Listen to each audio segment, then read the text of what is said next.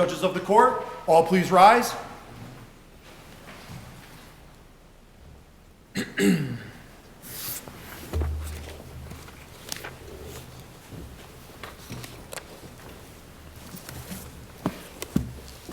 Hear ye, hear ye, hear ye. All persons having any business before this Court of Appeals, held in and for the state of New York, may now draw near, give their attendance, and they will be heard. All please be seated. Okay, good afternoon, everyone.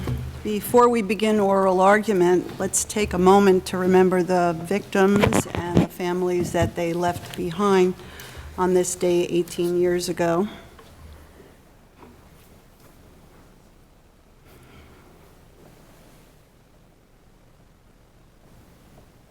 Thank you. And the court would also like to welcome the fellows and the student assistants who are joining us today from the New York State Division of Budget, along with Jessica Litwin, the training coordinator in the division. Thank you for being here. The first matter on this afternoon's calendar is Appeal Number 75, the People of the State of New York versus Rong He. Counsel? Good afternoon, Your Honors. Paul Skip Glacier with Appellate Advocates for Mr. He. I would like to start with the Brady violation, but can I reserve 2 minutes for rebuttal? You may. Thank you. People failed to provide contact information for witnesses who were at the scene of the crime and who inculpated third parties. And this was a violation of Brady because they had an obligation to disclose the means for investigating. So is it your position that if you disclose the identity of the witnesses, but you fail to disclose the phone numbers and addresses, that is always a Brady violation? Generally speaking, yes. There would be exceptions, but that would be the general rule. All right. And in terms of this particular case, did we ever actually get a definitive ruling from the Supreme Court as to whether this was discoverable? Several times.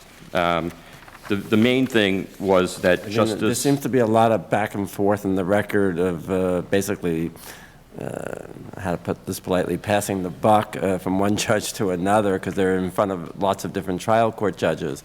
Well, what was happening, Your Honor, is that defense counsel found himself before different judges and tried to get a better ruling each time.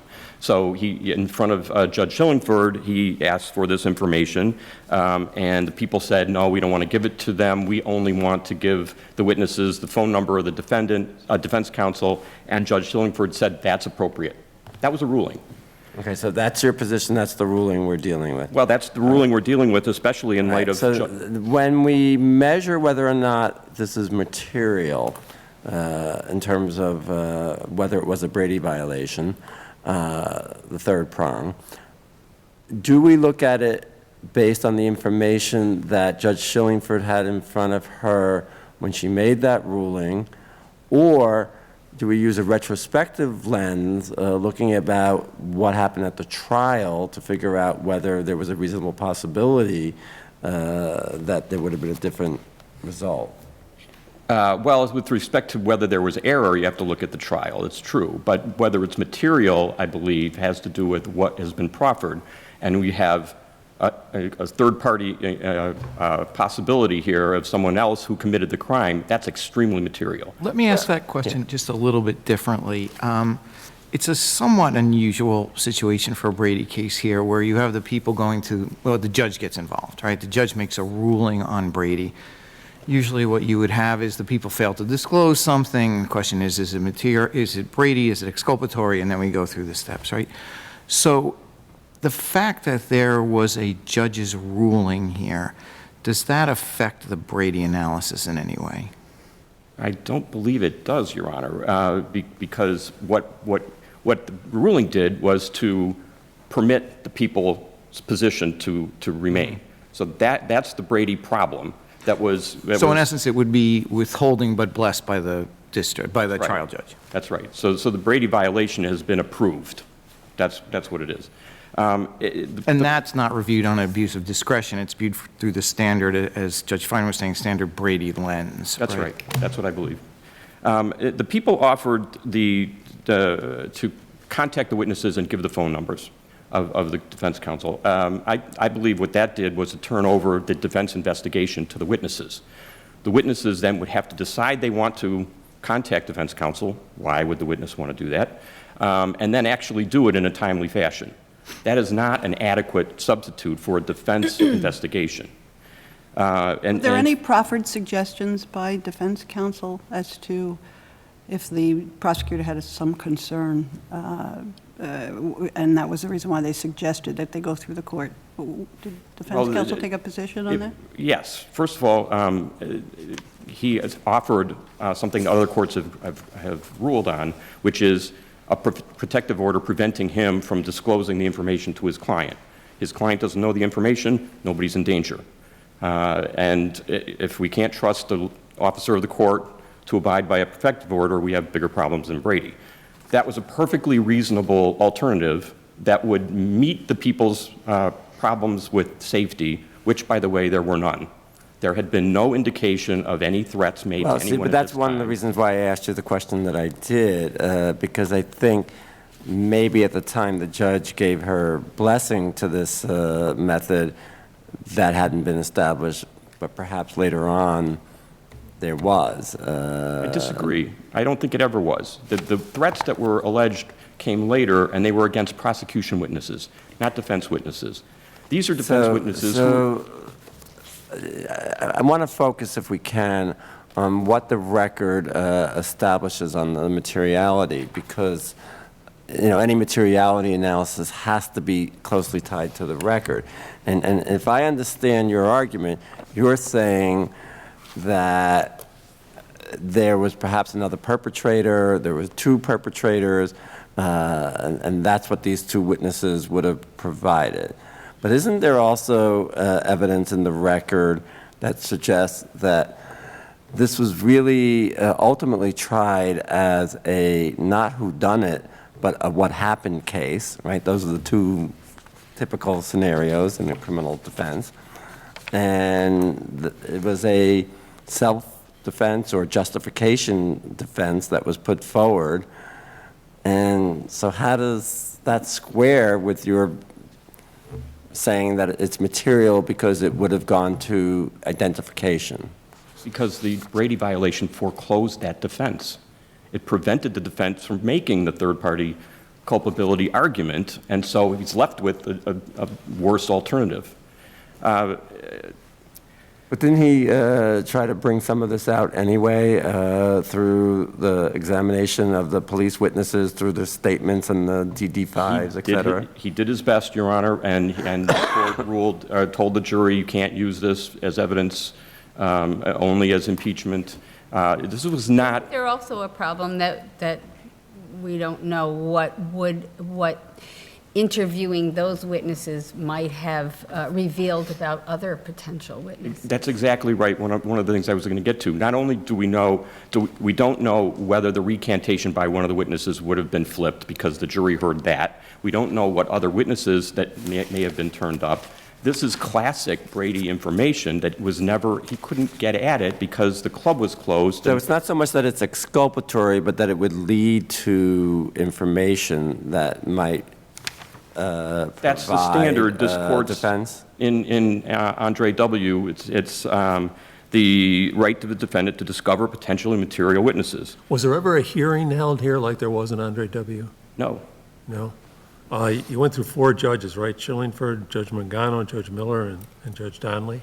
I think that's right. 3 of them ruled on it. Justice Miller said she's ruled, and Justice Donnelly said it was unambiguous, you lost. So there's no question about the ruling. Were the court notes that Judge Shillingford had made, is that correct? Yes, that's right. I see. On the prejudice prong, which is the only prong that's relevant really here, subsequent, you didn't get the contact information, but subsequent to that, there's a trial, there's a confession, and there's video evidence of the defendant allegedly committing the crime. Doesn't that eliminate any prejudice? No, Your Honor. Why not? First of all, there's false confession. Secondly, the confession did not match the medical evidence. The object that was claimed he used. The confession was before the jury. Yes, it was. Statement that he made to police officers, right? Right. Yeah. Right. And isn't there you know the record better than me. I thought he identified himself on the videotape also. He did as leaving the place after this melee. You know, so I don't think you can go by the confession because it's not accurate. The witness identified the person after telling the police originally, I didn't see the face, and they closed the case. And what do you think? It's not. How are we to view this in light of the recent changes in the law? Well, Go ahead. the changes of the law have been meant to strengthen Brady, not eviscerate it. And you know, They aren't directly relevant to this case, but it's a policy matter. I'm that's curious. right. That's right. And you know, the State Bar Association report that I talked about in the brief, and the court's own press release indicates we take Brady seriously.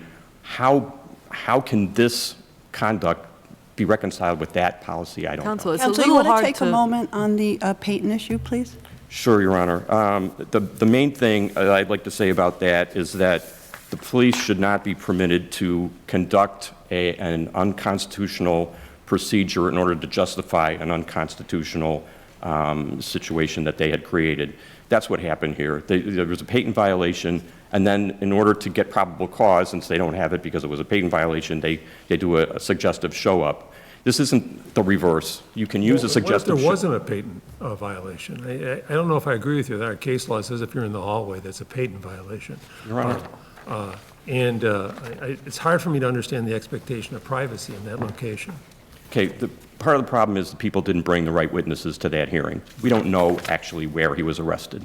We only know where he was seen when the other cops arrived. Well, let me ask you this. If we reversed on Brady, just Yes. assume that for a second, doesn't the Peyton issue get relitigated ab initio because of our decision in Garvin? I suppose that's accurate, yes. Wouldn't that Really? be- Why, we would be remanding for a trial if there's a Brady violation? Would we be remanding for, you don't usually get a second bite on either side. You know what, I take it back. I think I'm Your sorry. Honor's correct. I take that back. I think the hearing would stand, in which case I think you should address the... So even if someone viewed Garvin as a change in the law that rendered the prior suppression decision incorrect, you'd be stuck with it? I'm sorry, say that again? Even if Garvin represents a change in the law Yes. as regards Peyton, let's also just assume for the purpose of argument that everybody would agree that and you don't have to agree to this, but that everybody would agree that the suppression decision here is wrong under Peyton after Garvin. Respectfully, I don't think it matters because you don't have jurisdiction over this because of LaFontaine. Well, that's the question. Would it go to the flagrancy of the police misconduct under the Peyton evaluation? I think the Peyton evaluation is a separate analysis from attenuation.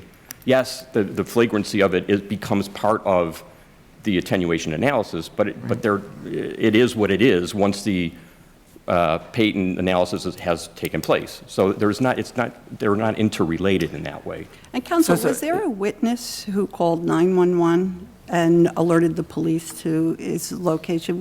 How does that factor in here? Well, that part of why this isn't an intervening factor. All of that information that they got from the show-up was already known to the police at the time they did the arrest. So there wasn't anything new that intervened between the arrest and the statement. That's what Justice Hall dissented on.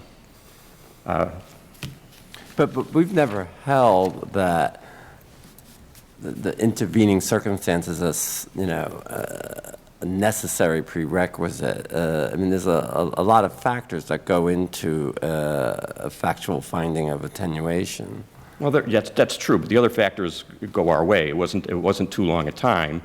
Or hours. But this court and other courts have held that that's not enough to attenuate. And in fact, that together with Miranda is not enough to attenuate. So we're But all focused of on the these- other ones. All of these issues are mixed questions, are they not?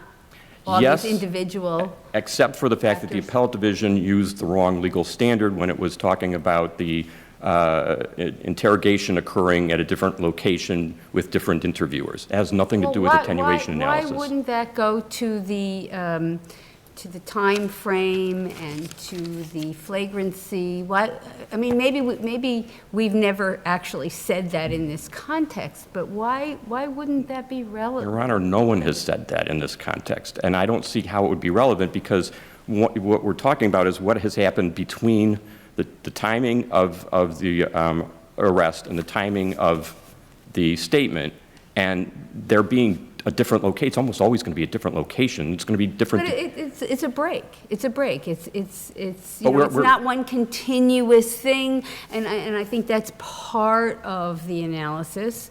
And so, I mean, Well, that's have we part ever of- said that the factors that we've articulated were exclusive factors? No, you haven't. But there isn't anything about those two factors that informs attenuation.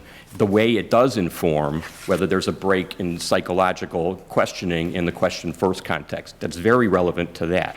It's not relevant to this, because the break you're talking about is the time, not who's doing the investigating. Let's assume that we agree with you on that. So even without that, how can we not say that there's record support for the determination that there was Well, attenuation? the point is, under Borges, if there's an incorrect analysis that's taken place, then there's a question of law without preservation.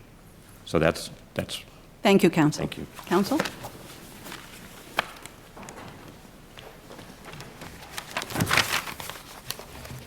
Good afternoon. My name is Seth Lieberman. The people fulfilled their Brady obligation in this case by providing the defense attorney with the documents showing the witnesses' names and the information that they provided police, by offering a reasonable alternative to what the defense had suggested, which was namely to contact the witnesses themselves. Counsel, you'll correct me if I'm wrong, the ADA at the time, the prosecutor at the time said that was the policy, and so it wasn't unique to this case. Is that still the policy of this district attorney's office? It is our policy to try to not give that information. That is correct. So that's the first response. You don't give that information. We have a legitimate concern about witness tampering. But in this But particular... I'm saying that's the policy regardless of the actual facts related to any particular case. In general, yes. I can't say that in every case that would be the policy, but in general. But they were making a Brady claim here, right? I mean, they weren't saying these, I just want your witness list, and the answer to that is our policy is we don't give out our witness addresses. They were saying there's material in here that's Brady, and the office has an obligation to make meaningful Brady disclosure. And they did. But their answer to that was, well, we'll let them know you want to talk to them, and we'll see what they say, and we'll get back to you. The way I think about this case, I know you argue exculpatory nature of the materials, but what if this was a case where you had a report from John Smith, and John Smith says, I was there, I saw somebody else do this, gives a full description, and it is so completely exculpatory, and the answer of your office is the same one you gave here. Would you think that was sufficient? Yes. Oh, we'll let them know if you want to talk to them. Yes, Your Honor. Let me just spell this out. We provided an alternative which may very well have... It has to be meaningful. And it was meaningful. You gave the ability, we'll be the messenger, essentially. But there's no direct contact. And I'm not saying, I think Judge Feynman was getting to this earlier, should there be a rule that you have to give an address, or you have to give... But shouldn't there be, particularly in this day and age, some meaningful way to make direct contact? That could be a blind email, that could, and I'm suggesting things. Your Honor, there are many ways to have provided the defense with an opportunity to gain access to the witnesses, and by gaining access, meaning actually making contact with the witnesses. We provided an alternative. The defense never explained why that was inadequate. And, excuse me. Well, the defense did make an alternative proposal that you rejected, which was that the court could make a protective order. So Right. what was wrong with Well, that? that wasn't an alternative proposal with respect to how to actually get contact between the defense and the witnesses. That was just a protective order. Well, Protective order just goes to protecting the witnesses. But what we were offering was an alternative means of the defense obtaining access to the witnesses. But that's my point. The defense wanted to make the contact directly to those potential Brady witnesses and said, if you give me the information to do that, I won't give that information to my client. Then all of your concerns about witness tampering and all that presumably would be resolved. So Actually, no, because often the defense attorneys rely on investigators that in the past, a number of them have acted unscrupulously. So those are the... Well, you could have made that part of the protective order, right? That the counsel could not share that information with anyone, correct? I suppose, yes. And if you had made that showing. Yes, but we provided an alternative that stood some chance that the defense attorney would actually be able to contact the witnesses. He never took us up on that. And if he had, he might well have gotten access. Well, because what Brady requires is that they have the kind of information that they can go and proceed with their investigation and to make the contact. It's not give me the information and then you go and contact the witness and let us know if perhaps the witness wants to talk to us. Well, if that works, then it works. Well, how would you... And if it doesn't work, if it doesn't... Can I just finish? Sure. Yeah, I'm sorry. If it didn't work, if in fact we'd come back and said, we spoke to the witnesses don't want to talk to you, then the defense could have said, okay, then we have to do it my way, because your way didn't work. So what's the judge to, then what's the judge to do then? And then you go back to the judge and you say, Judge, we have a witness who doesn't want to talk to him at all. They're afraid of the defendant. If there's any contact here, we don't know. Maybe this witness will disappear and won't even be available for trial. And then, so you build up your case for not giving the information. But there were other alternatives. We could have brought the witness to the district attorney's office. We could have subpoenaed the witness and brought them to the courthouse. But how meaningful do you think it would be to have a rule the other way around, that you had to do your investigative work through defense counsel? Would that be adequate? Well, it's not as if there's a rule. It's not as if it has to be done in one particular way, as long as it's a meaningful way of providing the defendants with an opportunity to gain access. We did that. The defense didn't choose to go that route, and if they had... And then you didn't say, okay, so we'll bring the witness to the courthouse, exactly what you've suggested now, so you can have that interaction. Wasn't that... Did I miss that? I'm sorry. Wasn't the defense supposed to say, I don't think that's your method is going to work because, and I'd like to suggest this method. But the defense never actually preserved why... I don't know, Brady says you've got to turn it over. He says you haven't turned it over. You say we don't want to turn it over. It's our policy, we never do. Okay, well maybe we can do this for you. He says that doesn't work. I want the information pursuant to Brady. But you certainly could have come back and said, no, Brady doesn't require that. We're never going to do that. Or, oh, how about this one? Once he's made clear they're trying to have direct contact with the witnesses. I go back to the fact that if he had used our route, he might very well have had contact with the witnesses. Or he might have alienated the witnesses if, by some chance, the prosecutors go to these witnesses and they say, I don't want to talk to the defense. Now the prosecutor's going to go back and say, now you have to tell them yourself. And that can already be kind of, oh, now I have to do this and I have to... Whereas if they had contact themselves the first time, they could make their pitch as to why they should talk to the defense lawyer without having the first approach, which now may be kind of locked in, done by the prosecutors. Why isn't that a good reason just to say, no, that doesn't work? Well, the defense didn't provide that as a reason in the first place, so that isn't preserved.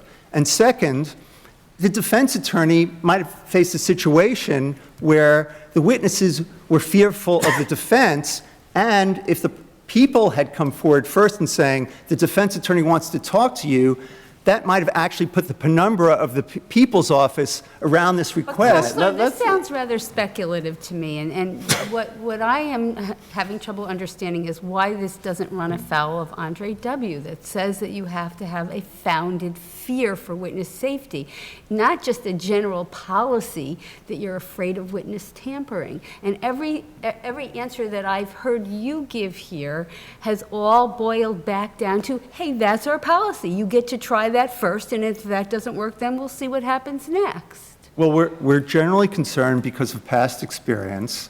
This happened to be a... My point is that that's not what we've said is permissible. So you seem to be trying to explain why that's a good policy, but we've said that doesn't work. I'm not sure if this court has ever set a rule that it has to be done a particular way. And so long as the people provide a meaningful opportunity to do... But Brady is about disclosure, not about the prosecutor being a gatekeeper. Brady is pretty straightforward. Okay, well, maybe I should move on to the materiality issue. I think that's a good idea. Okay, so in this particular case, there was absolutely overwhelming evidence of the defendant's guilt. The defendant made a statement inculpating himself. He lived 10 blocks away from the scene of the crime, and he was identified. Without the statement, is there overwhelming evidence of guilt? Well, we still have the ID where this particular witness, Tong, had an extraordinarily long opportunity to actually observe the defendant in the first place, and then made a lineup identification of the defendant and then an in-court identification. So there would be, but the statement certainly makes it overwhelming. And by contrast, the only materiality analysis... What if these witnesses were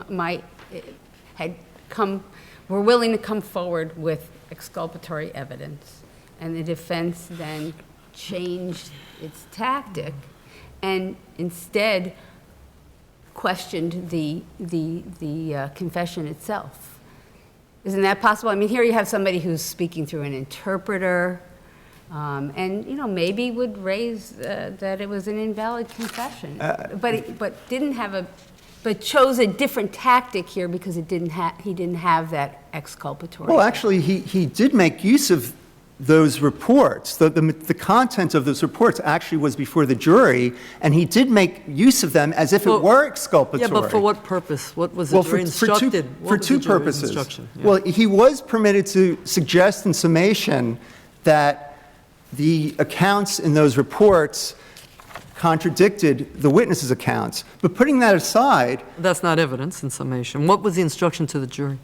Well, the jury was instructed that it was to be considered as what was told to the police. But let me just continue with the materiality point, which is basically there was additional information about these witnesses, which was they ultimately said they did not observe the assault, and the most exculpatory material was from this person, Zhao, who said that he saw two people attack a victim with beer bottles. And that is totally, totally at odds with the actual injuries that... The video and the medical evidence. And the medical evidence, absolutely, totally at odds, because you can't... The medical expert explained that it was very unlikely that you'd get a shard of glass that would have been long enough to inflict such deep wounds. And what he neglected to mention, and this is common sense, the bottle is curved, and the wounds were straight. And if you slash somebody with a curved edge, that's not going to be a straight cut, that's going to be a mess. And that was not the nature of the wounds. It seems to me, and we had recent cases on this, that the materiality analysis is always a very difficult thing to do in hindsight. It's just the nature of that test. One, I think this is the lighter standard, the lower standard, because it was specifically requested, but that's helpful.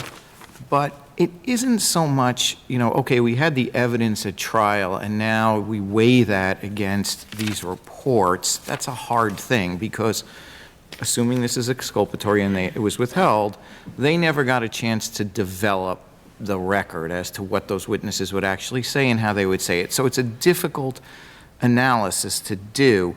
And I thought the Supreme Court was leaning more towards, does this shake confidence in the verdict? Well, absolutely not. Which goes to, of course, your point about the strength of your evidence.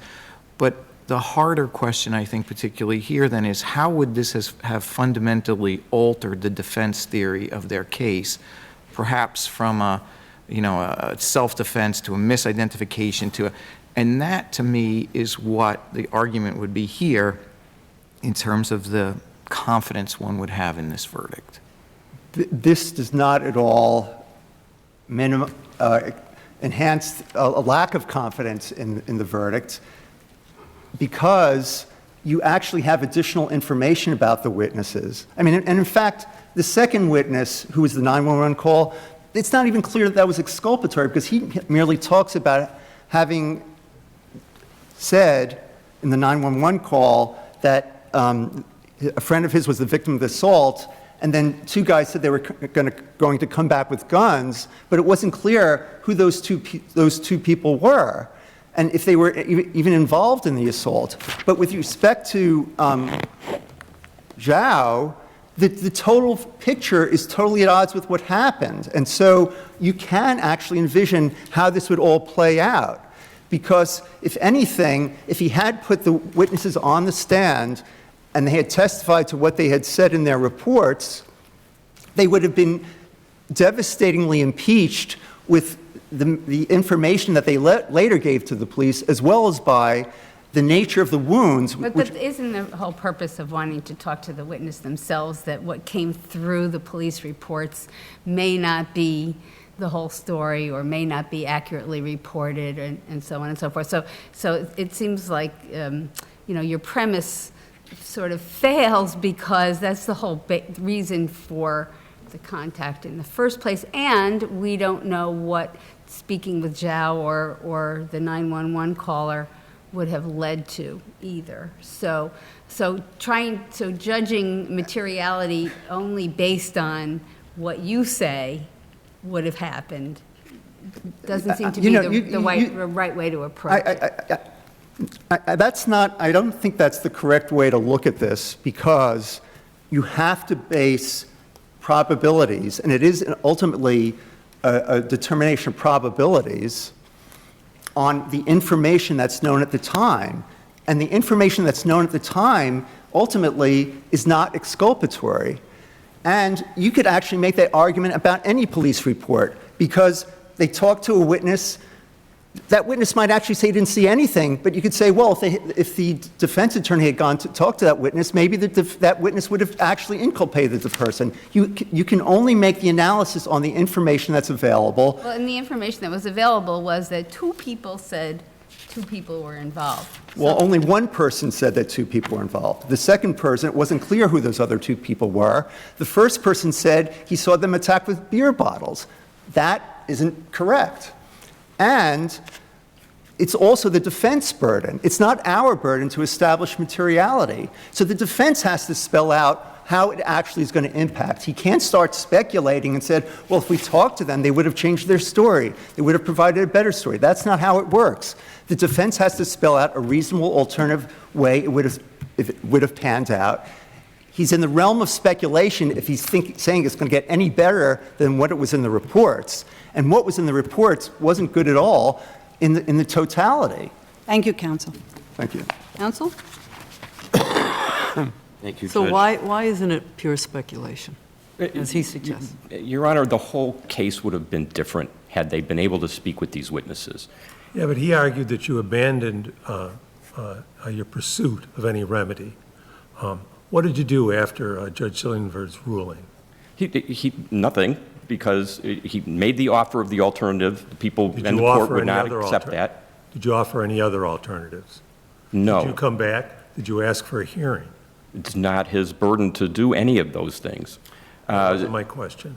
Did you ask for a No. hearing? Okay. And you didn't offer any alternative? That's right. Except the one that was rejected. Do we know one from very this reasonable one that I'm was sorry. rejected. Finish your answer. Yeah, I'm sorry. What was the alternative? You said a reasonable one that was I won't disclose this information to my client. You're worried about your witnesses? I won't tell them. I see. The protective order. The protective order. All right. And I'll tell you why that he didn't take them up on their offer. And one, Judge Garcia pointed to one thing, which is, tainting the witnesses. But you don't want a law enforcement to go talking to your potential witnesses and finding incriminating evidence. Defense counsel, I'm sure, had that in his head. You don't want the DA doing your investigation. So that would be another reason not to accept that offer. So, is there any evidence in this record, I don't recall seeing any, that the defense actually did go out and make an effort to try to find these people with the names? It was impossible, Your Honor. They had Asian names that were the functional equivalent of Smith and Jones. And a diverse range of names in this country, but so the fact that it's an Asian name in and of itself No, is he irrelevant. proffered that they were very common Asian names, and there was nowhere to look for them because the club had closed. There was absolutely no possibility of doing an investigation other than getting that contact information. These are also transliterated names, so, Right, that's right. They Zhang were and phonetically Zhang rendered. And Zhang, and you don't know exactly how That's it is, right? So they could be wrong anyway? I'm sorry? Since they're phonetic, you mean they could be wrong anyway? That's correct. But the contact information presumably would be right. Yeah, but to say that their names were too hard for us to be able to find them seems to be, it's not a legal theory or a pronouncement, and I don't think this court should be making it. And it seems like a cultural limitation you're allowing of the world we live in to make a determination for you like that. That'd be the fairest way to put it, I think. I don't think so, Your Honor. If their names were Smith and Jones, where would you look for them? In Brooklyn. Mm-hmm. There's just no way, you can't, Well, the people didn't argue otherwise, correct? I'm sorry? The people didn't argue otherwise. No, that's right. They didn't argue that. They didn't argue that there was a particularized harm to any witness that was possible from this. If I may, I'd like to just state what I think the rule ought to be. You may, sir. The people must, I'm going to read this to get it right, at least upon request, disclose contact information for potentially material exculpatory witnesses, at least when the defense has no other means of investigation, unless the people can show at a hearing that doing so would put witnesses at a particularized risk of harm, in which case the least restrictive remedy, something like an order of protection, ought to be ordered. Thank you, counsel. And who has the burden to request that hearing, you're suggesting? The people. They're the ones that want to avoid the obligation. Okay, I just want to be clear. Thank you, counsel. The next appeal on this afternoon's calendar is Appeal Number 76, the people of the State of New York versus Manuel Rodriguez. Good afternoon, Your Honors. Like, Moment, please. yes.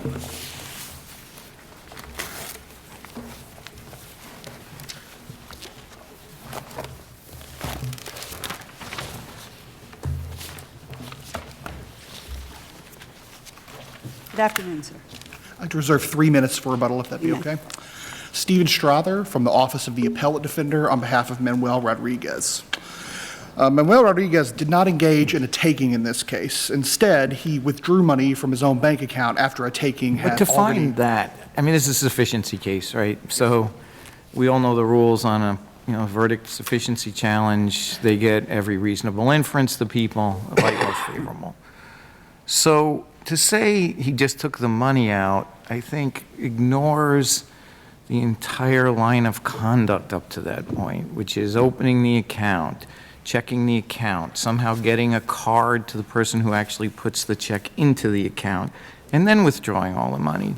So there's 2 points to the answer there, Your Honor. First is that the way the case is charged to the jury is that it's explicitly limited to the withdrawals. The court instructs the jury that on the date and the exact time on the withdrawal slips, he committed grand larceny. So the theory of the case, as the people had, assented to it being charged, is that it's about the withdrawal. Secondly, even assuming, taking into account the facts, the establishment of the account, the deposit of the check, at no point did the people proffer any evidence that Mr. Rodriguez knew that that was a stolen check. They actually conceded that he didn't know that. They say, we can't prove that he knew it was forged or stolen. Under those circumstances, there are many other reasonable inferences. And in a circumstantial evidence case, they have to exclude the other reasonable inferences. So does your argument rest on the proposition that we're only talking about the theft or the taking of the check, not of the proceeds of the check? No, we actually think that the evidence is insufficient, whether you call it the check or the money, as the prosecutor says that was their theory. Certainly, if it's the check, they have no evidence tying him to the theft of the check. Actually, So let's talk about the proceeds then. So as to the proceeds. So when was the taking of the proceeds complete, in your view? When the check was taken? I think that there is an issue with saying the proceeds are a separate taking, simply because there is no requirement under the law that you convert property into some other form before a taking is complete. But even assuming, for the sake of argument, that it is, the taking is complete at the point at which the money is in the bank account. Well, So you mean when the check clears? When the check clears, because then it's your money. You can use it in some form. You can make it, use your debit card at a but it's corner sitting there, store. and the owner and the true owner may discover this before you withdraw it, right? It's possible. Okay, yes. so at that point, they still have a superior right to possession of that money, even though it's now been cleared and it's in your account, right? Superior to yours? Well, assuming that the property is stolen, the owner always has a superior right to it, no matter who is in actual possession of it. The superior right's a legal concept. But dominion and control is about who is able to use it at that time. If it's in your account, you have dominion and control over What the about money. the bank? Does the bank have any dominion and control over it? They maybe have a secondary right to do something with it, right? If they determine that you're about to overdraft your account, they can put a freeze on it or something of that form. So you're saying once it's in your account now, your right to possession is greater than the person whose check was forged? I would say that the right to possession under this circumstance is not quite the proper inquiry. The question is whether you've exercised dominion and control over the property. That is the critical inquiry, that's what determines whether there's been a taking. Let me take a step back a second. Was there a charge given by the judge, a circumstantial evidence charge given? Yes. Okay. So given that there was a circumstantial evidence given by the judge to the jury, didn't they evaluate the nature of this proof? And really, aren't we right back where Judge Garcia said once that charge was given? If the charge wasn't given, I can see that argument, at least as an argument, but the fact that it's given seems pretty dispositive here. Well, it's just, that would only be dispositive of the fact that he was convicted, not to whether there was sufficient evidence, because the question still is, was this ever sufficient evidence of a taking? Here, again, it was charged to the jury solely that the withdrawal of cash was the taking. Going to that There was a point. general instruction before that, right? A pattern instruction, and then there was a specific instruction. There was the beginnings of the pattern instruction on grand larceny, and then he says that you must find that on or about this date at this time he committed grand larceny. So it's limited to those acts. But it was a PJI, it wasn't a PJI, it was a CJI charge on circumstantial evidence, I'm assuming. That's correct, yes, Okay. yes. And isn't it the appellate division's conclusion that, one, they rejected the takings argument, but then they said, in any event, there was ample circumstantial evidence from which a jury could have reasonably inferred that the defendant participated in a scheme with at least one other person to steal the check, deposit it, and withdraw the money. I think actually that conclusion is wrong for a few different reasons. The reason why is because, A, they have no evidence that Mr. Rodriguez ever stole the check. Again, the district attorney conceded at trial they did not have any proof of that. Why does that matter? Because if he doesn't know that it's stolen, then helping Why does him he matter? deposit... Why does it matter that he doesn't know the physical check is stolen? Because that means that when he helps him, if we think he helped him facilitate this deposit, he could have maybe thought that something fishy was going on. But that doesn't go down to But there is specific evidence- intent to steal. It's a reasonable inference from the evidence that he was working with some other person, gave that person a card and a PIN number. No? That's correct. But even from there, you can't necessarily draw the inference that he knew the check was stolen, which is required He to takes all the establish money grand out larceny. right away. I mean, that's some indication he thinks it's stolen. I mean, as soon as it possibly will clear, one, that accomplice, let's call him, gets a couple of $100, but he takes out $11,000 and change within, what, a day? Isn't that some indication he knew it was stolen? It is indication that he knew more than likely that something illegal was happening. However, if that's the case... Why isn't that enough? Not just that he took most of it out, not 98.98% of it, but that he did it through these particular withdrawals in this particular way during this particular time frame. Why doesn't that get you to, that's enough for the jury to infer that, yes, he's part of a scheme? I would say that a couple things. One, it's definitely not charged to the jury as a scheme. It's not charged in acting in concert. There's nothing like that presented to the jury. It's charged that he's the principal and that it's about the withdrawals. But going back to your question, the reason why it's not enough is because, again, in a circumstantial evidence case, you have to rule out other reasonable inferences. Here, if they concede they can't prove he knew it was stolen, then specific intent to steal isn't present in the record. And the reason why the rule about... So what's the reasonable inference? $10,000 just mysteriously appeared in his account? He knew he didn't put it in.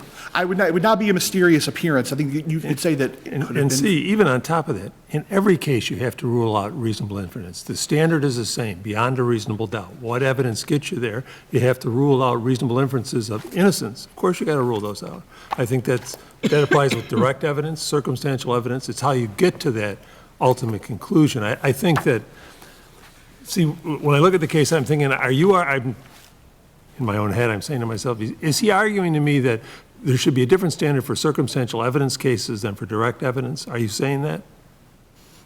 I don't think we have to commit ourselves to that. I think what we're arguing is because if it's the same standard, it's the same standard of proof and burden, then that makes your case more difficult, doesn't it? It can. I think if you can make a separate standard for circumstantial evidence cases solely because in those cases... I don't think that's supported in the law, see, and the idea of moral certainty, and those concepts have been rejected on circumstantial evidence. So that's my concern with the case. I understand. Yeah. I think, if I may say real quickly, what I think the reason why it's important that we cabin the idea of a taking at when the money goes into the bank account is because of the fact that any other rule is pretty much unworkable. If his mere withdrawal of money is enough to establish a taking, if that's the taking, then a taking could conceivably continue for the lifetime of a bank account. Or if the funds were somehow commingled with other funds, then we would never know when they ended. Isn't that all factual? Isn't that all for the next sufficiency case? We don't have that here. What we have is he opened the account, he gave somebody the card, he checked to see if there was anything in there, and then he took all the money out in suspicious withdrawals the next day. So those may be interesting facts, but those aren't the facts here. So isn't this just, again, a legal sufficiency case based on what proof the government put in here?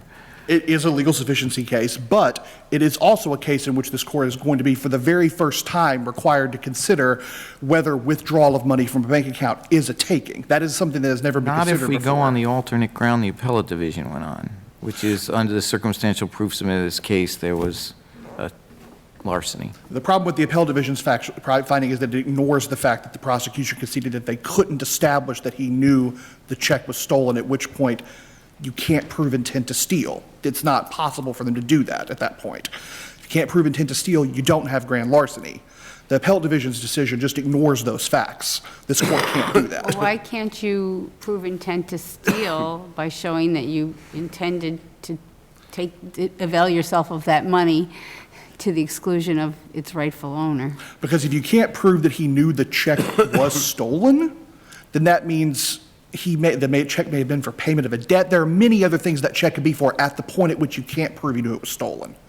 He has to know it's stolen before helping someone deposit in his account becomes theft. But the manner in which he made the withdrawals it certainly could, I think, lead to a reasonable inference. It would not be irrational for a jury to infer that he knew that money wasn't properly there.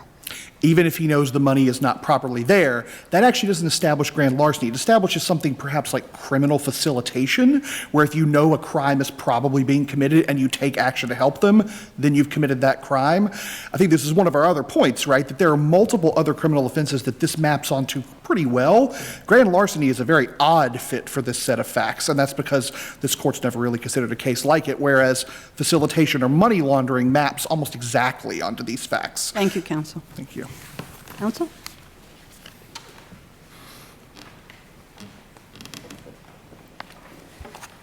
May it please the court, Valerie Figueredo for the people. Counsel, could you start with your concession that the check wasn't stolen? Where is that? The people below never conceded that we didn't have to prove defendant's knowledge that the check was stolen. What we conceded in summation was we didn't have to prove that defendant stole the check. And that's correct because as the penal Physically law stole the physically check. stole the check. And again, that is correct because the penal law recognizes a distinction between money and the check. They're two separate types of property. And this court in People v. Geyer recognized that money and a check are distinct forms of property. The jury was instructed that it had to find the defendant knew the nature of the money in the account, and the people proved that defendant in fact knew that the check that was deposited into his account was stolen. Again, you have defendant a day before the deposit creating an account at the exact same bank that KWC used. It was reasonable to infer from that he wanted the check deposited in the exact same bank so that it would clear quickly so that he could obtain physical possession of the money before KWC discovered that the check had been deposited. Let's say we don't agree that even with what is ostensibly a favorable burden for the people on this appellate review, that you couldn't draw the inference about knowing that the check is stolen. What if he just thinks the money comes from illicit activity or illegal conduct? Would that be enough? Even if you disregard the evidence we have showing that he knew the check was stolen, and if you disregard his participation in facilitating... What I'm saying is, let's say he doesn't know that the deposit is by a check, but he knows there's money in this account. As long as he knows there's money That's what in I'm the asking account, you. right? Does it matter that he knows it's a check? It doesn't Is matter. the way the money got in the account? It doesn't matter. All he needs to know is that the money was obtained unlawfully, and the unidentified man has to use him to obtain physical possession of that money. In that sense, this would be no different than if you were a shoplifter who had removed an item off the shelf. That's the unidentified man. As the unidentified man is trying to leave the store, he elicits defendant's help to get the property out the door.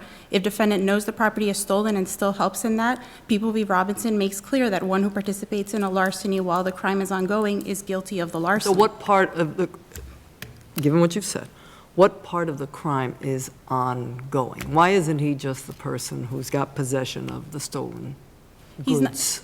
Right. He's not just a mere possessor of the stolen goods because, again, he participated in the deposit, and the deposit was the means by which the money left KWC and entered defendant's account. Even if you ignore that and you focus just on the withdrawals, that would still be enough because in that situation, you have... Why do the withdrawals matter at all? And then in answering that, think about counsel's argument that the jury instruction is wrong.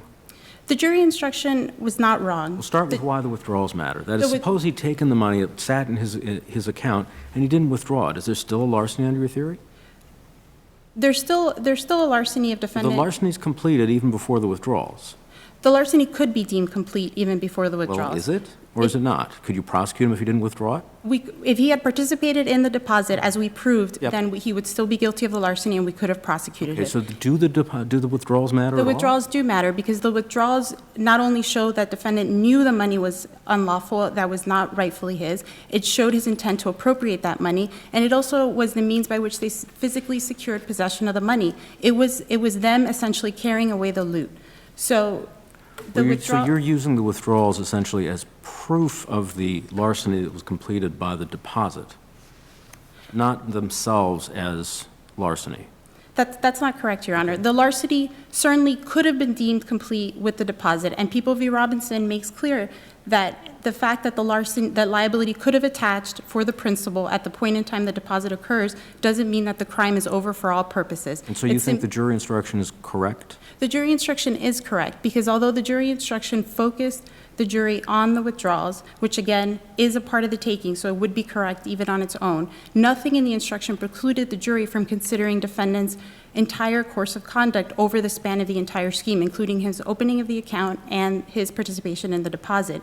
In fact, the jury was instructed as to the general principles of larceny. It was told that it had to find that it was a theft from an owner, namely KWC, and it was told that it had to find the defendant knew the nature of the money. So nothing in that precluded the jury from considering the entire course of conduct on the ultimate issue of defendant's guilt of larceny. Defense counsel acknowledged that the taking was complete with the deposit. Going back to the facts, we proved there was ample evidence that defendant participated in the deposit. He had to have met the unidentified man to hand over the debit card, which he obtained the day before the deposit, and he was the only person who had the PIN number, so he had to have provided that. It was certainly reasonable to infer that defendant did that because he wanted to distance himself from the check. He didn't want to have possession of the check, and he wanted to participate in this scheme to steal the money.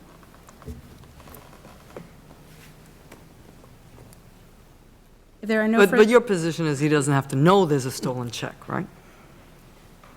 He doesn't have to know that the money that entered in his account was by means of a stolen check. The evidence here doesn't rule out that defendant did in fact know that. He must know that the money was stolen, and we did prove that defendant knew the money was stolen and in fact participated in the means by which the money entered his account. Just to clarify, is your argument that the property that's stolen is the money, or the money is the proceeds of the check, which is the property that's stolen? The property that was stolen is the money. It is no different than if you had stolen a key to a vault. We could have charged him with theft of the petit larceny for theft of the key. But what we charged him with was stealing what was inside the vault, which was the money. But if he had stolen the check, you could have charged him with That's right. It grand could have been larceny. overlapping larcenies. We could have charged petit larceny for theft of the check. So if he stole the check, but he never attempted to cash it, would that be a taking It would be a taking of the check. of the So check, but not of the funds that the check represents? Is that? Well, again, this was a forged check, so it's valueless. It wouldn't represent any funds. If he had stolen a check that was actually made out lawfully by the KWC to a person who was entitled to that debt, then it would be, under the penal law, that check would have the value on its face. But that's not what we have here. In either case, if we had evidence proving his theft of the check from KWC, we could have charged that, and we could have also charged theft of the money once that money was removed from KWC's account. So I'm sorry, maybe I've misunderstood what you've just said. You're arguing that there are two separate larcenies? There could be two separate larcenies. That's not how you litigated the case, right? That's not how you prosecuted the case, excuse me. Our theory below was always focused solely on One larceny, correct? That's correct, on the theft of the money, because we didn't have enough evidence linking him to the theft of the check. Had we had... So when did he take the money from the owner?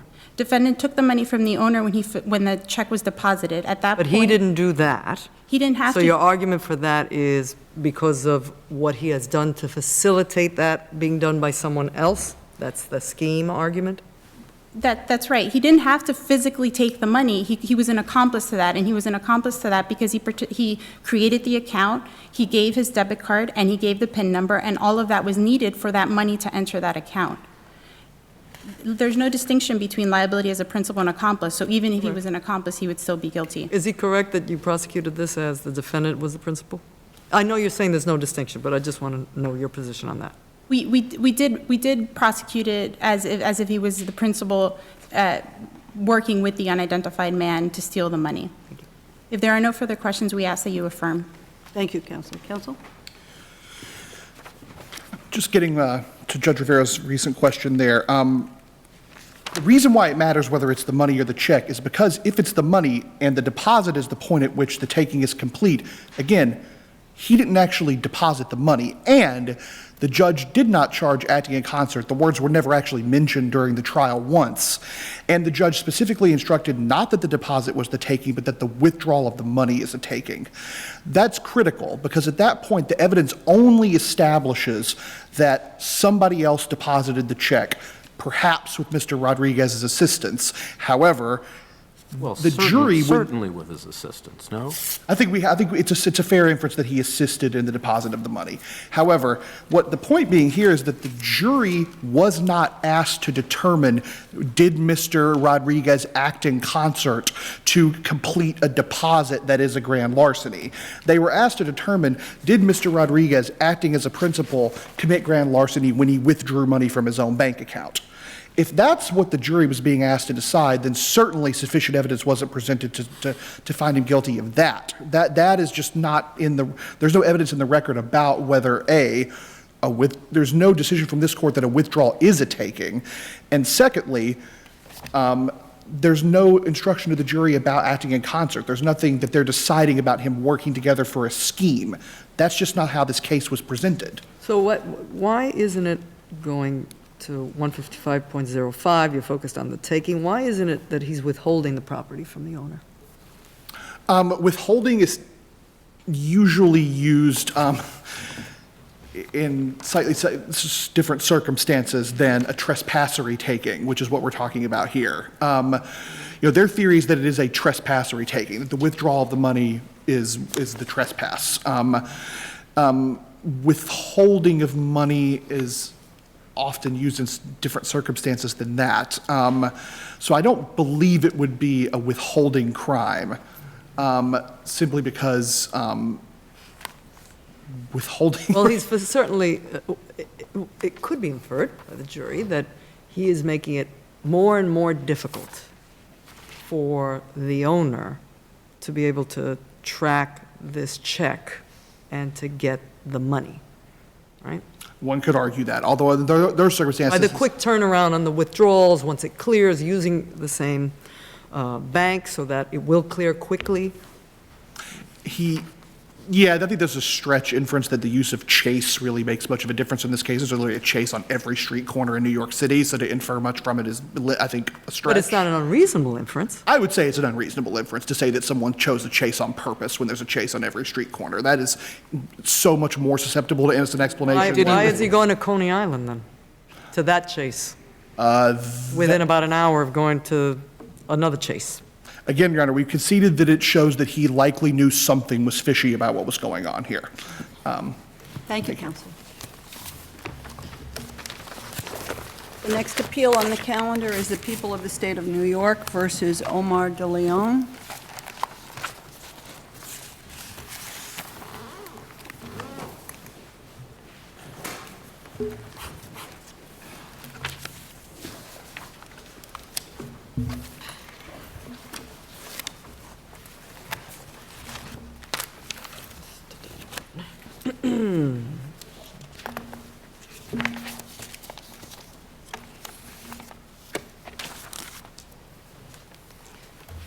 Good afternoon, Your Honors. May it please the Court, I'm Andrea Yacobible of the Legal Aid Society, appearing on behalf of Appellant Omar de Leon. I'd like to request 2 minutes for rebuttal, please. 2 minutes? You may. And as a first matter, counsel, can you clarify your position? Are you saying that the evidence was legally insufficient as to the value of the item that was attached to the phishing device, or as to all that were in there, in the box?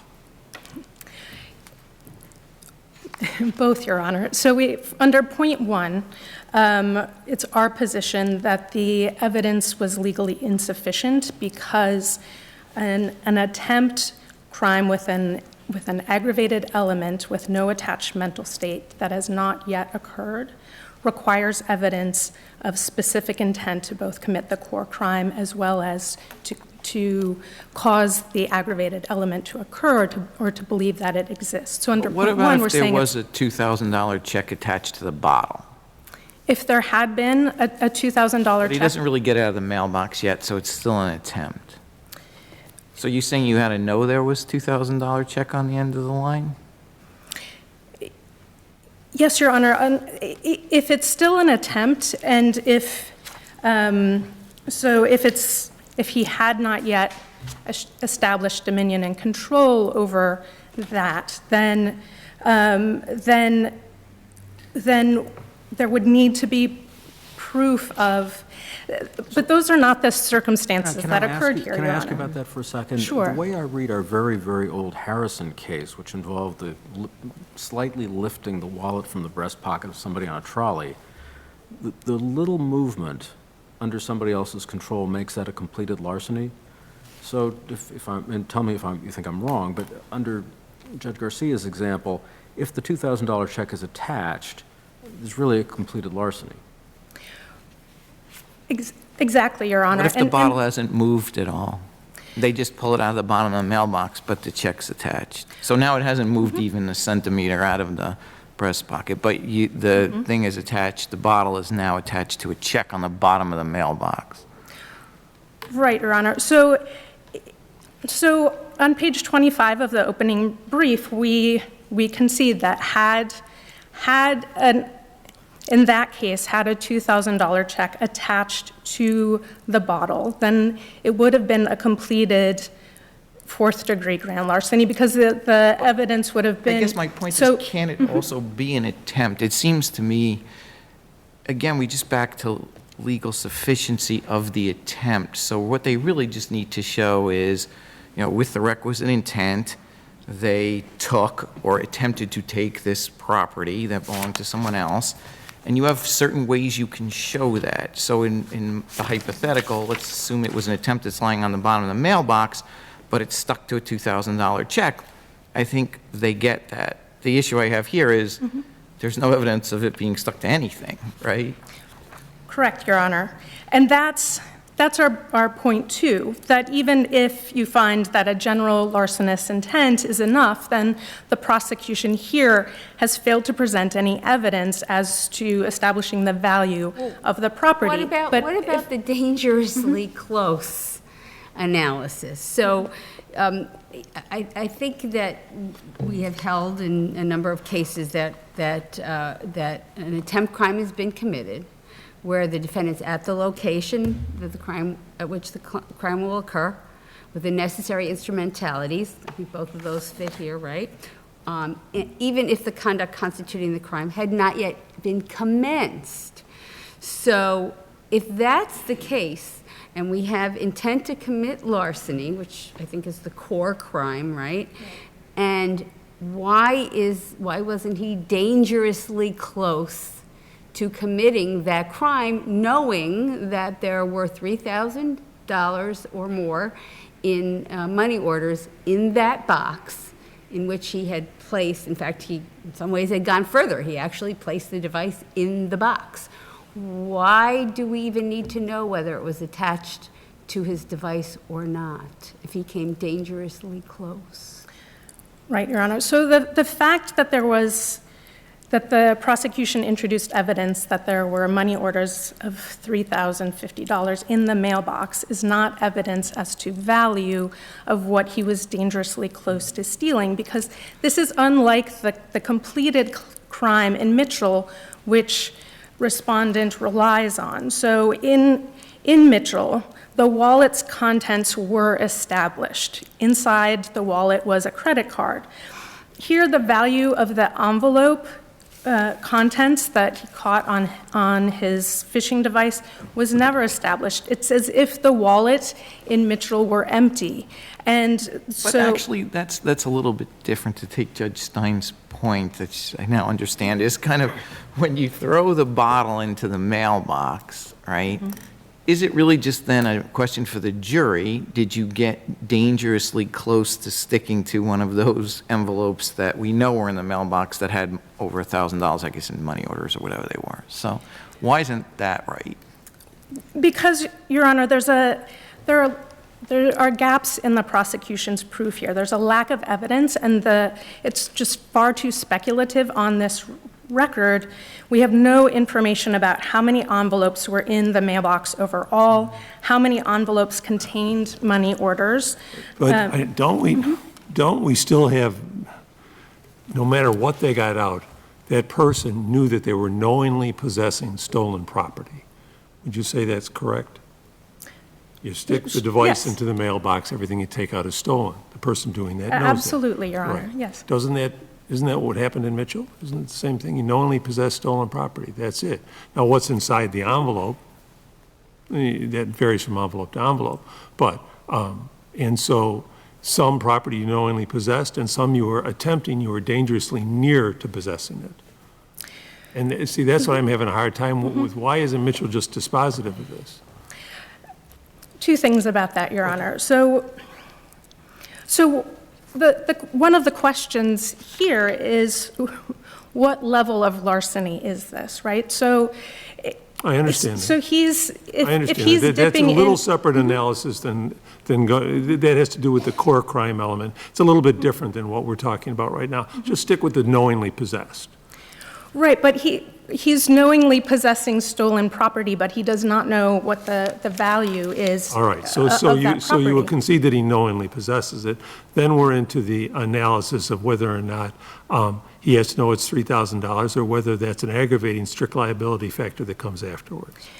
Right, and Your Honor, if I may just, Go ahead. We've sort of veered into my point two, and I'd like to go back to just sort of establish some of the things under point one about why it's our position that an attempt where the aggravated element has not occurred, that requires proof of intent to both commit the core crime as well as to commit the aggravating element, or at least to believe that it exists. And so it may be helpful. Why is that? Why?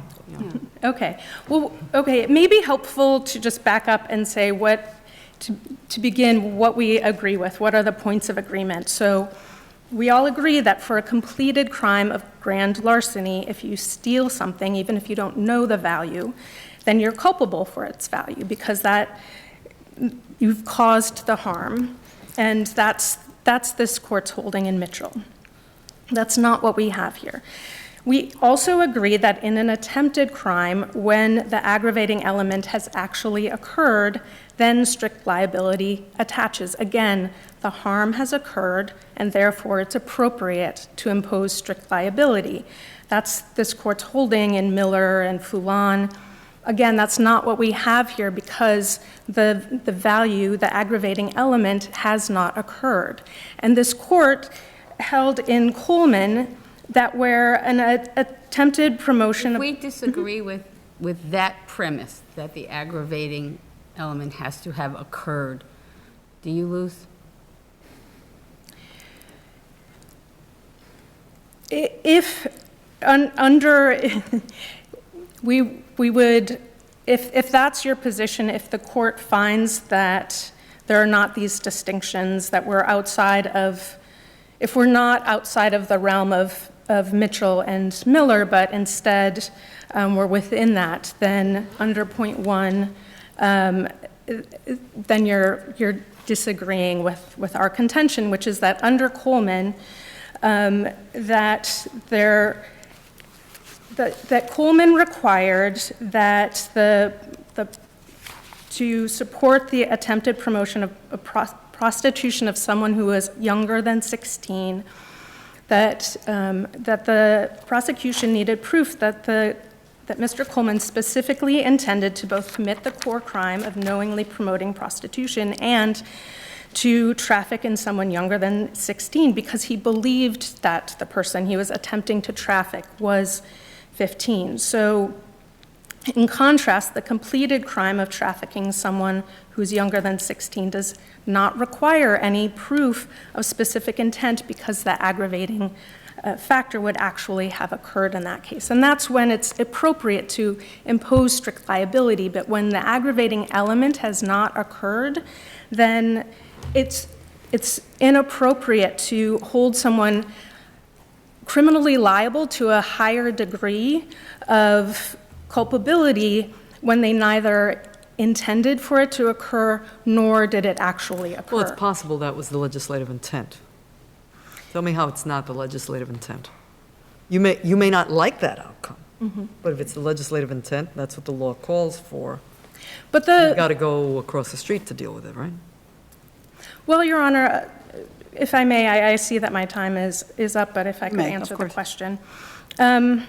Two things about legislative intent is that So under Penal Law 1515, subsection 2, it says that although no culpable mental state is expressly designated in a statute defining an offense, a culpable mental state may nevertheless be required for the commission of such offense, or with respect to some or all of the material elements thereof, if the prescribed conduct necessarily involves such culpable mental state.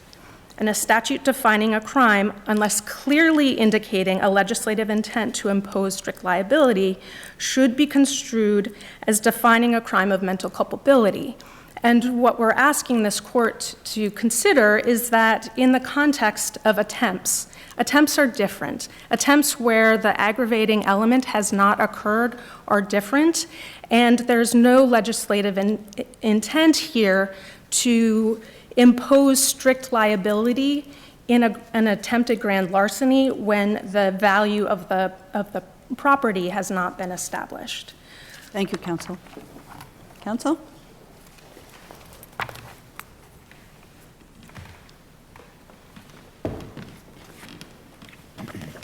Good afternoon. I'm David Slottom from the Bronx County District Attorney's Office. It's undisputed in this case that the defendant had the intent to steal property from inside the mail collection But let's box. say, counsel, that, the bottle's coming out of the mailbox and there's a birthday card stuck to it. What do you charge? That would be a petty larceny. So assuming the there's- fact that you don't put in the proof that it's a birthday card gets you grand larceny? No, the fact of the matter is that there was evidence before the grand jury, and I think that hasn't been mentioned before. This is in the grand jury phase. The sufficiency questions are much more, I would say, liberal to the people. The evidence before the grand jury is that the task force had put in money orders in excess of $3,000. Into the mailbox? Into the mailbox, and they were present prior to the defendant. Is there something stuck to the bottle in this case or no? There is evidence before the grand jury that various items. So how do we know it isn't a birthday card? Well, with respect to the items that were stuck to the bottle, as is conceded. That's a completed larceny. That is a completed larceny, as was conceded by. So you have a appellant completed on page larceny, but we 25. don't know the value, so now you want to say because we didn't put the proof in it, it's grand larceny?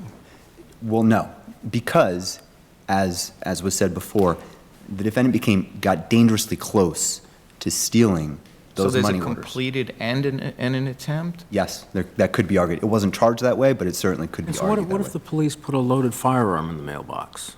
Then that's attempted possession of a weapon in the second degree? No, Your Honor, because there's an element of knowing possession. And it wouldn't stick to the bottle, probably. Well, maybe super glue or something. There would be. So what's the knowing element? There needs to be a knowing element similar to narcotics, knowingly and unlawfully possessing the weapon. So until that item is within one's possession and they now know that they are possessing the firearm, it wouldn't be a completed or attempted crime, just as if you were to, borrow someone's jacket and it had an illegal item in it. It's not a knowing crime at that So point. if you smashed the glass case with all this jewelry in it and you took one out, and that's the completed larceny of the bracelet, Yes. you could be charged with the attempt of, because you were dangerously close to everything else? That would be the argument, and the yes to that, and the counter argument that appellant puts forward today is if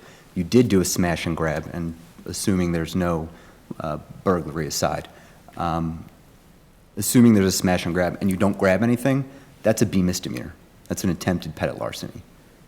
That's the crime there. That's what's put forward there, and it's the unique nature of this crime of mailbox phishing that is a situation where mailboxes are outside. You don't typically have that additional element of a potential burglary. This is a financial crime at heart, where people. So if you put in the bottle with the sticky thing on it. Yes. He pulls it out. I know they're trying to stop him before he makes much of a move, but he actually takes the bottle. I think there are 4 envelopes attached to it. There's some envelopes attached to it. It's a little unclear, right? Because there's like 3 or 4 money orders. Anyway, Yes. The point is, he then walks away from the box. Right. Walks away from the box. Completed, of course. is it nevertheless an attempt to get more than the ones that he took? Which is your argument in response to Judge Garcia about breaking the glass and taking the jewelry. With respect to, you're saying had he pulled the fishing device out, walked away with Yes, these 4 correct, items? and they get him at the corner of the block. Correct. It would be completed larceny of those items. Sure, because that's what he took, right? And it would be attempted larceny of those Of items. everything else that was in the mailbox? That which we could ascribe value to. The police and the task force and the post office aren't going through and opening up every envelope in there to see the value. We do know that there's this So specific if he money wanted order to in there. argue that's not what he intended, your position would be, that's his argument to the jury, he'd show, I walked away, that was the end, I wasn't looking to take anything else? I don't quite follow the hypothetical. Could you? Well, it sounds like you're saying, yes, that's an attempt, and your evidence would have established that at that point, but I'm asking you, would that foreclose him from arguing that walking away only with what he had on the bottle, not everything else of value, as you say, Yes. that's in the mailbox, shows that he really didn't have the intent to attempt to take everything else. He took all that he wanted and he walked away. That is something. He's getting his $100, right? That is something he could certainly argue, and that's something that could be put forward to trial, as well as what Appellant had mentioned with the number of envelopes and things like that. Likewise, the people could put forth additional evidence at trial. But if that's his statement and that's his defense, that could be put forward, but it's not necessarily something that the jury needs to believe. And certainly, he did come still dangerously close to stealing the money orders in excess of $3,000. How does anyone know that, since there wasn't evidence about the contents of the mailbox and the location of those particular money orders at the point in time when he's doing this fishing? There was evidence that these were inside the mailbox. Well, no, for sure, of course. Yes. It's a small, limited area. It's not I think the motion court had given an example that one shouldn't be charged with attempting Well, you to didn't put evidence about what could be contained in this box, right? mail. Or what actually was in, well, not the kind, I'm not talking about Yes. that. The volume, or what actually was in the box. Not within the grand jury. That's certainly something that should be put forth at trial, but it's not something which makes the grand jury presentation insufficient by saying. But you're saying that would have been your burden at trial?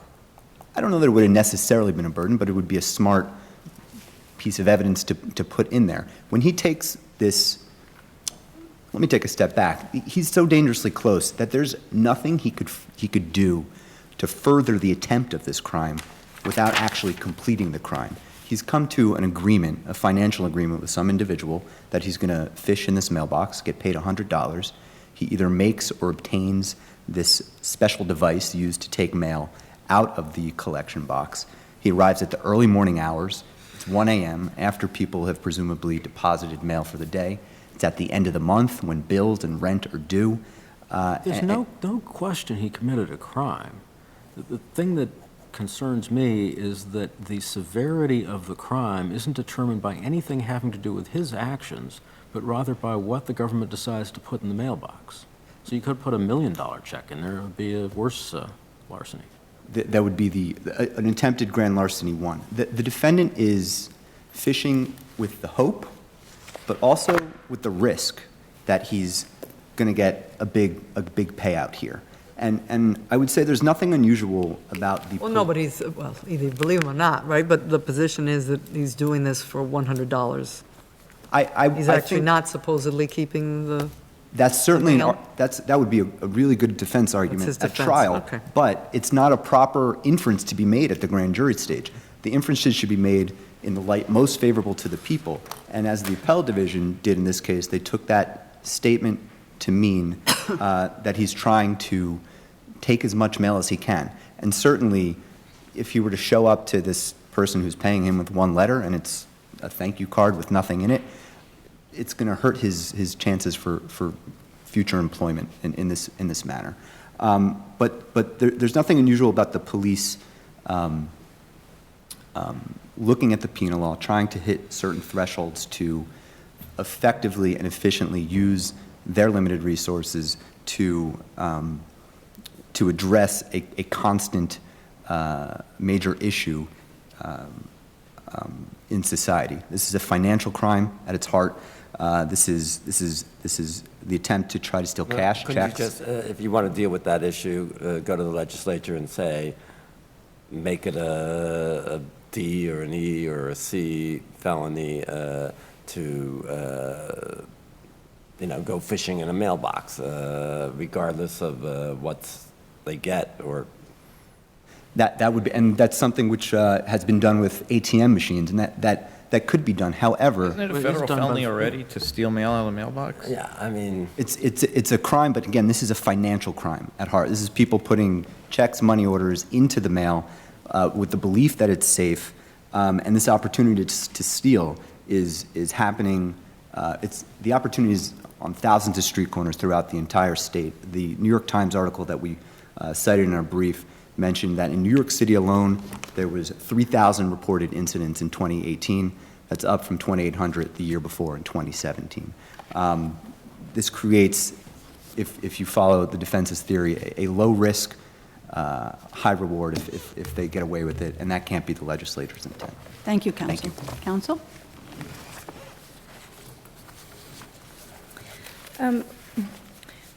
As Your Honors pointed out, there are other ways that the prosecution could have prosecuted this. It was a joint task force between NYPD and the federal government. Mailbox tampering is something that could have been charged as a felony in the federal system, and it wasn't here because really the facts that we have here are that this is merely an attempted petty larceny. Although the legal sufficiency standard certainly is one that's viewed in light most favorable to the people, it's really the motion court's role in reviewing the legal sufficiency is to determine whether the facts, if proven, and the inferences that logically flow from those facts supply proof of every element of the charged crimes. And we have no reasonable inferences to suggest that Mr. De Leon was going to continue to fish from the box so that he could get every possible piece of mail. He only caught 4 envelopes, and although we don't know the number of total envelopes in that mailbox, it's reasonable to infer that there were probably hundreds of mailboxes. I mean, Well, your hundreds. position is if the police had put $1 million money order in there, and all he was going there for was, something so that he could get paid his $100 for doing this and keep getting paid, right? Right. So if he just had the sheer bad luck of his fishing device getting that $1 million money order, then that's what he's charged with. If his sheer luck is that he gets a thank you note, then he's basically scot-free. That's what it depends on, what he actually catches. Yes, Your Honor. And that's if someone. Does that make good policy sense? But that's true of any completed crime, Your Honor. So in a situation where there's a sting operation, so if there had been an undercover sitting on a park bench and there's a check on the, next to him, and somebody grabs it thinking that, it's not possible that it's going to be $1 million check, then yes, they could be charged with attempted grand larceny 1. I mean, that's the risk that he took, but it's, so yes, so. But to me, the mailbox is more like the wallet, though, okay? So, so you take the wallet, I realize you're taking the whole thing and you're not taking the whole mailbox, but, and there's a credit card in it. Here you go fishing in a mailbox, and, and there are certain money orders in it. So that's what's determinative, not what you actually got, because it's an attempt. It's not, and the intent is not, the specific intent for the amount of money is not required. You just have to come dangerously close. That's what I come back to. And I'm not sure. I understand that, Your Honor. So you're saying that your view is that all that is required in this context is that he have a general larcenous intent, and it's our position that because he did not catch one of the money orders, that he cannot be charged with the attempt to steal something of that value. And there are no logical inferences that he was going for the entire mailbox, which would be the equivalent of the purse in Mitchell. He was paid to assume the risk of getting caught.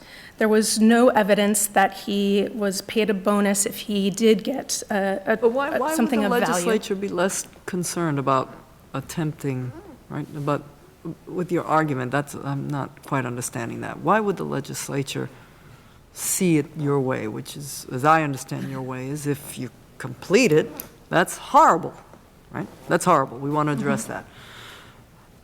But if you're simply attempting and you don't know that, or you didn't intend to attempt to get, I'm just going to make up the $1 million because that's what we're talking about, that therefore you get off. Why is the legislature not as outraged by the latter as the former, which seems to be your position? Unless I misunderstood you, you can clarify if I misunderstood. Well, there are two positions. So in terms of under, it is our view that if that strict liability is there to be imposed for situations where the harm has occurred, or a situation, for example, where there is an elevated risk of harm. So, for example, displaying a firearm. This court has held in Smith and Lopez that displaying a firearm, even if it's not an actual firearm, increases people's fear, and that can be a strict liability crime. But in this situation where... Why wouldn't the legislature be as concerned about the mere attempt, not knowing about it, but the attempt that might achieve that very harm? Because it's merely... Don't you want to deter the conduct? Certainly, Your Honor, and the evidence of that's what's most effective at deterring people is a swift arrest and prosecution. And we acknowledge that Mr. De Leon committed a crime here. He did have the intent to commit a larceny. But it only, on these facts, it only rose to the level of an attempted petty larceny. And the legislature, it is not reasonable to imagine that they are going to want to impose strict liability under these circumstances. Because if you look at, for example, if I may, so in Mitchell, let's say the facts of Mitchell were an attempt crime. And again, we have the same facts as in Mitchell, where somebody is going to steal a wallet.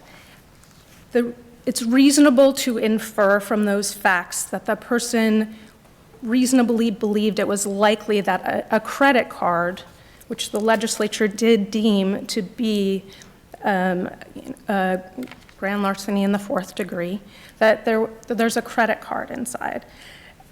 Say that there's a white envelope on the bench next to you, and I go for it. Of course, I'd be intercepted before that happened. And say there happens to be a credit card inside. The facts would be it'd be a much less reasonable inference to imagine that I intended to steal a credit card. And it's our view that the legislature, the default is that a crime is one that has a mental culpability state attached to it, unless the legislature specifically, I think we got that. I think what you're saying is that there wasn't an intent here to steal the $3,000, and without that specific intent, there can't be a crime. And you're also arguing that the punishment here doesn't fit the crime. Precisely, and thank you, Your Honor. counsel. Okay, thank you, Your Honors. All please rise. Hear ye, hear ye, hear ye. All persons having any further business before this Court of Appeals, held in and for the state of New York, may depart hence and appear here at the next scheduled session of this court, to which time this court now stands adjourned, unless sooner convened by the Chief Judge or the Senior Circuit Judge present in the state.